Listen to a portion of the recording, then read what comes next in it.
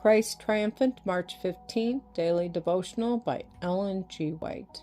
Guard against losing communion with God. I know him, that he will command his children and his household after him, and they shall keep the way of the Lord to do justice and judgment. Genesis chapter 18, verse 19. There is hope for every one of us, but only in one way, by fastening ourselves to Christ and exerting every energy to attain to the perfection of his character. This goody-goody religion that makes light of sin, that is forever dwelling upon the love of God to the sinner, encourages sinners to believe that God will save them while they continue in sin and know it to be sin. This is the way that many are doing who profess to believe present truth. The truth is kept apart from their life, and that is the reason it has no more power to convict and convert the soul. There must be a straining of every nerve and spirit and muscle to leave the world, its customs, its practices, its fashions.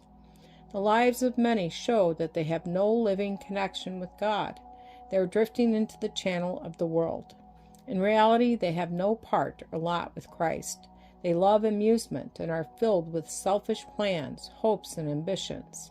They serve the enemy under the pretense of serving God. They are in bondage to a taskmaster, and this bondage they choose, making themselves willing slaves of Satan. Are there not reasons the Spirit of God does not work with this people? Truth is kept in the outer court.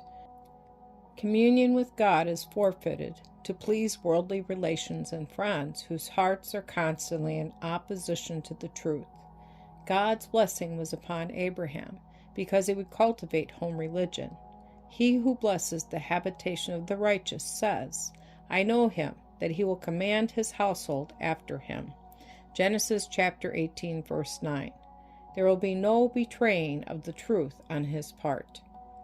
If you want the blessing of God, parents, do as did Abraham. Repress the evil and encourage the good. Some commanding may be necessary in the place of consulting the inclination and pleasure of the children. Blind affection will not be the rule of the house. Indulgence, which is the veriest cruelty, will not be practiced. Bring your children with you into the house of God. Satan will surely take possession of them if you are not on your guard.